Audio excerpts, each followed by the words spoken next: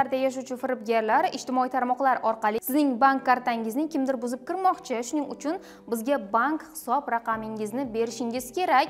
Sizga qandaydir chet elda qarindoshi yo'q bir boy inson katta meros qoldirdi. Buni olish uchun bank karta raqamlaringizni jo'nating va boshqa turli xil mazmundagi xabarlar, bundan tashqari tanishlaringiz yoki turli botlar orqali yutuqlar e'lon qilingan havolalar sizga jo'natishadi. Firibgarlar bank karta ma'lumotlaringizni qo'lga kiritdimi? Bank karta hisobingizdagi barcha pul mablag'lari yechib olinadi. Siz firibgarlar tuzog'iga ilingan bo'lib qolasiz. Ma'lumotlarga ko'ra, 2021-yilda 2700 dan ortiq o'zbekistonlik onlayn firibgarlar qurboniga aylanishgan. Muntazam ogohlantirishlarga qaramasdan ko'plab karta egalari beparvolik bilan buzg'unchilarga ishonishadi va pullarini yo'qotadilar. Karta bilan bog'langan SMS xabarlarning xavfsizlik kodlarini hech kimga aytib bo'lmaydi. Hech kim bu kodlarni talab qilishga haqli emas. SMS kodlari faqat firibgarlar tomonidan so'raladi. Mabodo kartangizdan pul yechib olinganligini sezsangiz, birinchi navbatda kartani bloklash chorasini ko'ring. So'ng esa xizmat ko'rsatadigan bankka murojaat qilishingiz lozim. Amalga oshirilgan amaliyotlarni siz bajarmaganingizni isbotlashingiz kerak. Ushbu holatda eng murakkabi to'lov amaliyotlari PIN kodini kiritish orqali amalga oshirilgan bo'lsa, bank tomonidan bu amaliyotlar qoidalariga ko'ra bajarilgan deya baholanadi.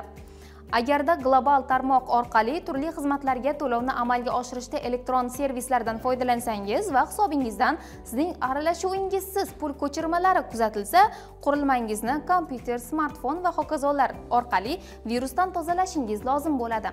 Ayrim turdagi viruslar hisobdan pul ko'chirilishi chog'ida ma'lumotlarni o'g'irlab, kartadagi mablag'ni o'z egasi, ya'ni xakerga o'tkazib yuborishi mumkin.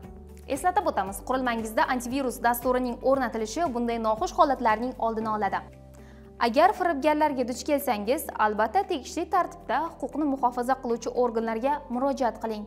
Plastik kartalardan pullarning yo'qolishi kabi holatlarga duch kelmaslik uchun quyidagi ayrim qoidalarga amal qilishingiz zarur. Hech kimga o'z bank kartangizni bermang. Kartangiz har doim ko'z o'ngingizda tursin, ya'ni biror bir to'lovni amalga oshirish chog'ida uni begona kishiga berib yubormang.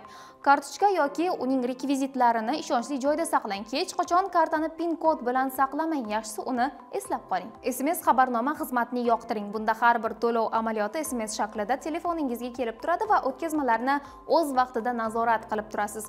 Barcha mobil qurilmalar va kompyuterlarda antivirus dasturi o'rnatilgan bo'lishi lozim. O'zingiz va yaqinlaringizning plastik kartalaridagi pullarni firibgarlar tuzog'idan asrang. Ogoh bo'ling.